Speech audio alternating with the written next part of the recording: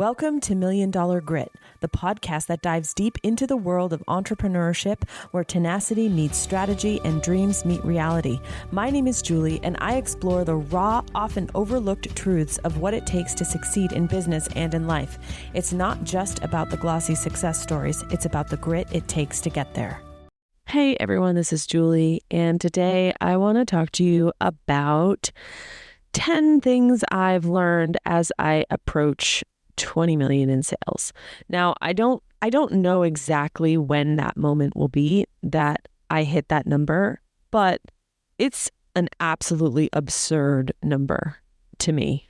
If you had told me 6, 7, 8 years ago that in my business career, over my businesses, that I would do $20 million in sales, I would have laughed in your face. But obviously there's a tremendous amount I've learned. So if you follow me on social media, you might have seen the post I wrote called 10 Things No One Tells You Once You've Cleared 20 million. I want to go a little bit deeper into it just because, it would be too long for a post. So number one, even if you try as hard as you can to keep your cost of living down, it's nearly impossible to not let your expenses rise as you make more money.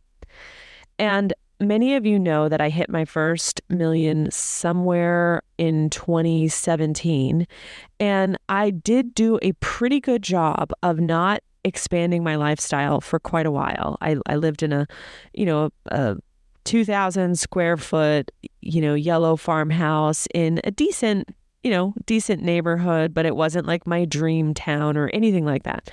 It wasn't until 2021 that I went and bought this, big farmhouse in this shoreline town right near the water. And I really expanded my lifestyle. So, it had been 4 years of making good money where I thought, okay, this is not just, a phase, like this is a new reality for me. And I had a good amount of savings. All that being said, what people don't realize is that the performance level that you have to have in order to make that kind of money means that you have to stop doing things that maybe you're doing now. Stop things like cleaning, like cooking, like buying your own clothes, like booking your own travel. It's not something that you stop doing because you're too good for it. It's something you stop doing because the demands on your time and on your brain running a company that requires as much infrastructure as it does to make that much money means you're literally out of time. And so you don't have time to do all of those things, and all of those things cost money. So your expenses do rise. And obviously there are people who just throw caution to the wind and they end up, in debt and they can't get out because they just go full board. They're not just thinking about that. They're thinking about, designer clothes and designer vacations and things like that. And I'm not judging anybody who's in that situation because it's very, very difficult to manage money, especially when it comes fast. Okay, number 2, the weight of responsibility for employees and team members is not to be underestimated once you're hitting around 20 million. It is both a privilege and a huge responsibility. Now, I have 2 companies. I have the Digital Insiders, and then I co-CEO Funnel Gorgeous with Kathy. And between those 2 companies, there's about 15 or so, near full-time people. And that's a heavy responsibility. These folks are depending on you and the company to do well for their livelihood. And I always think of, It's a Wonderful Life and George Bailey, and he's trying to keep the building and loan open, and just that weight of responsibility. If you are not interested in that, definitely stick to a lifestyle business of about $350,000 a year, top line. Because once you leave that, you're going to be faced with that. And in fact, the more you scale, the more it's really just about people and hiring and operations and systems. And I find that, people clear that $350,000 top line revenue mark and they keep going. And then they're like, wait, this is all about people. And I really don't want to do this side of it. I just want to go back to my craft. And they left that lifestyle business, threshold. And unfortunately, then they have to kind of pivot. Number 3, there are few people who will be able to relate to the problems you now face, and your method for getting and receiving advice might be outdated. This is a really nice way of saying it's kind of lonely. And it's not that there aren't other people out there making the money you want to make and can be a support, because there totally are. There's coaches, there's mentors, there's masterminds, there's networks of people. But if they're all kind of at that level, they're all super busy too.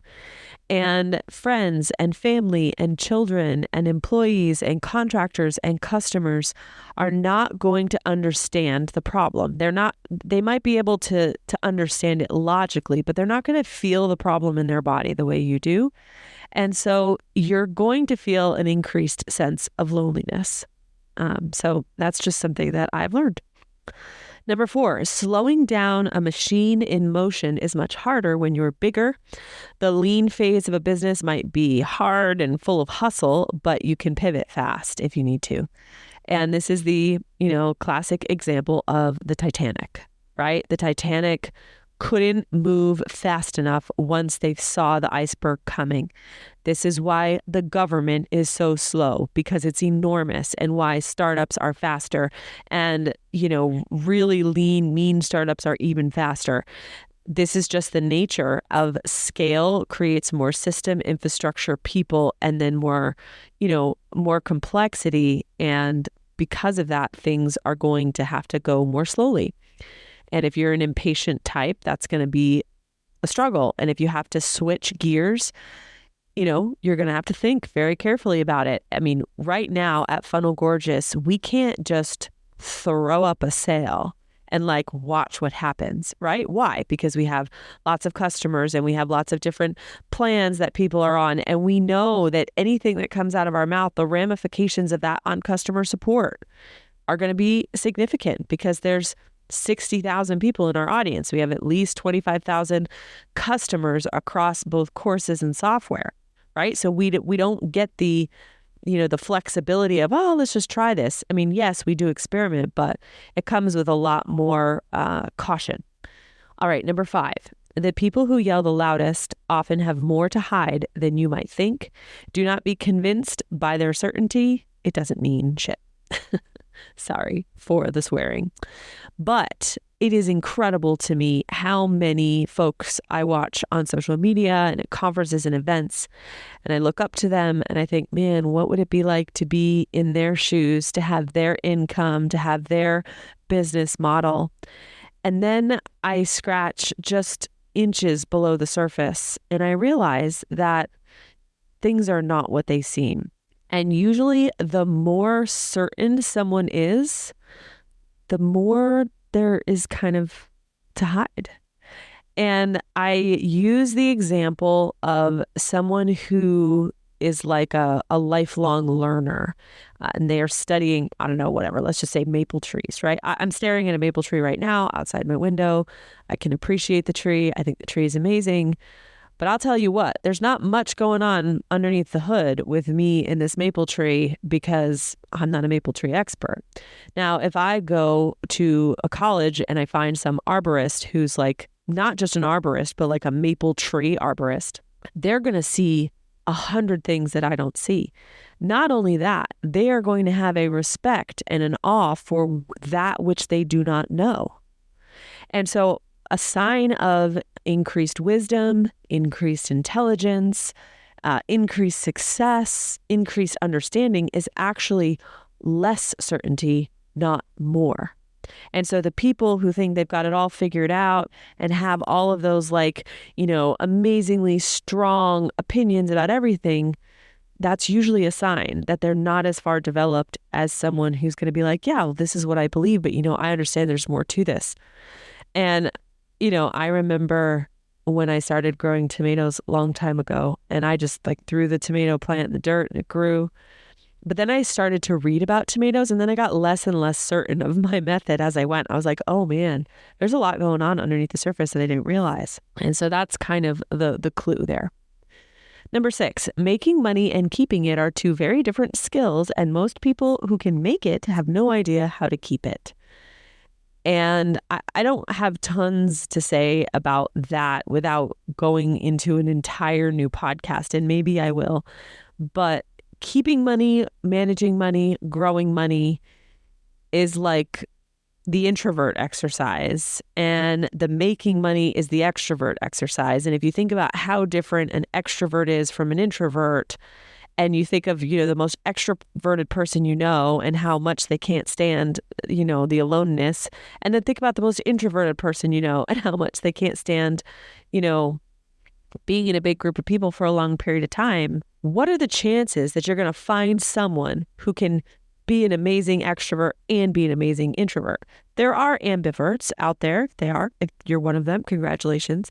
But most people lean one way or the other. And the more they lean, the better they are at making money. Chances are they're more extroverted, let's say. I'm not actually saying they're extroverted. Just please hear me out. I'm an introvert and I make great money. I'm just using it as an example, right? They're more on the extreme end of like being able to make money. They think that way. It's probably a farther distance to the expertise of keeping money. Likewise, if you find someone who's really, really good at managing and keeping money, they might be risk averse, they might be more cautious, they might, be protecting downside. Chances are it's going to be hard for them to be really, really good at marketing because they see all the risk and downside. Okay, so it's the people that are sort of in that radical middle that are able to do both. And so, using these analogies of extroversion and introversion just for the sake of the story, if you find someone who's, they're not totally the life of the party, sometimes you recognize them in the crowd, sometimes you don't, but they also are fine home alone, that person is going to be probably with both feet in the extroversion and introversion and might be pretty good at making money, pretty good at keeping money. And so that is sort of the idea that I have come to understand about this. And I do think that I tend to be more of that middle person. People say, oh my gosh, Julie, you're a great marketer. And I am. I'm a good marketer. I really am. Am I the best marketer in the world? Absolutely not. Like, I see too much downside. I see too much risk. I tend to be more cautious than the average internet marketer. I'm pretty good at keeping money and managing money and growing money as well. Am I as good as the hardcore, wealth architect type people? No, I'm not. So I think I have found that radical middle and I really like it and I want to stay in it.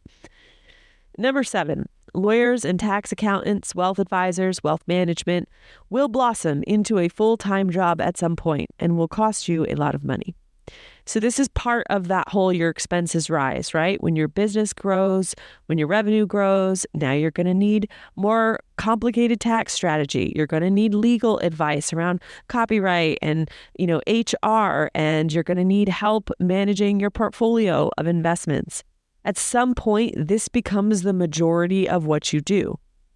I am not there yet, but even just this past year, I think I spent someone who's like, oh my gosh, it's, $300 a month for my bookkeeper and then, $1,000 for my taxes. It's hard for me to like separate it all out at this point, but I know that between the two businesses, paying somewhere in the ballpark of $7,000 to $8,000 a month just for the financial management of the two companies.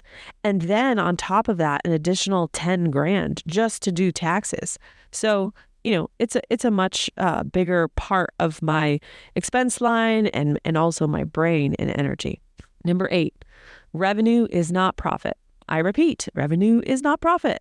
If you want a healthy business and you want a 6-figure take-home salary, do you actually know what the top line revenue for your business needs to be? Most people have no idea.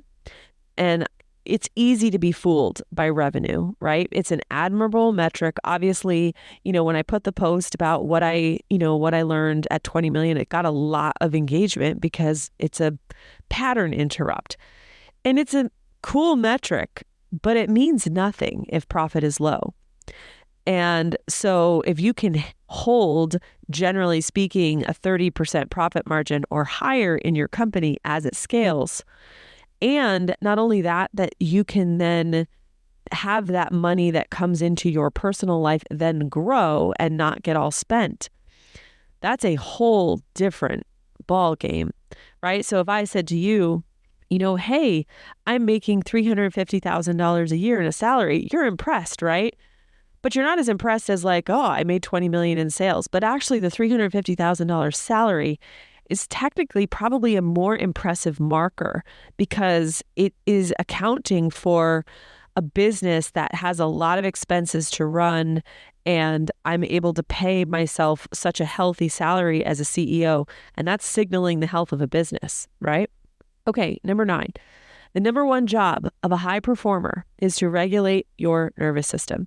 Without a sound mind and body, you will surely crash and burn.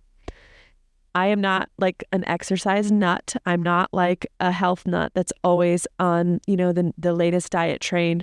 I am not someone who is into like biohacking. I carry a nice solid extra 30 to 40 at all times, I'm ready for the apocalypse. However, I have learned the hard way what happens when your nervous system is dysregulated. This could look like a lot of things. It could look like digestive issues. It could look like hair loss. It could look like panic attacks. It could look like insomnia. It could look like agitation.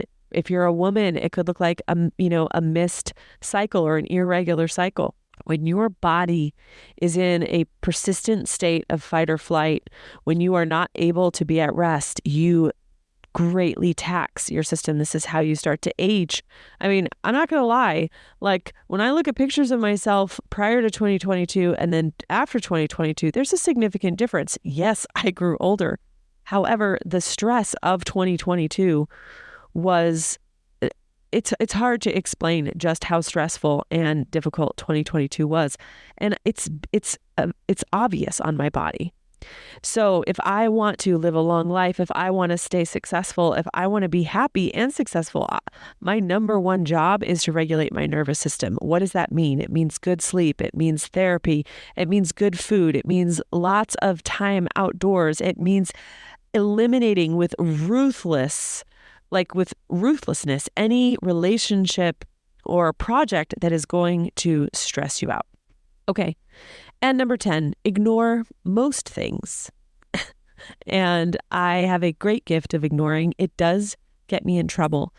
But as you grow and as you scale, you're going to have to say no more than you're going to say yes. And it's going to like exponentially grow. Being able to ignore the majority of stuff that people want to put in front of you is going to take a lot of practice, but this helps you stay focused on your goal. Anyway, I hope that was helpful. I will talk to you guys soon. And there you have it, folks. Another dose of $1 Million Grit. I hope today's episode has left you feeling inspired, equipped, and ready to face your own entrepreneurial journey with resolve. Remember, until next time, embrace the struggle, harness your grit, and keep pushing forward. You're stronger than any challenge you face. I'm Julie, and this has been $1 Million Grit.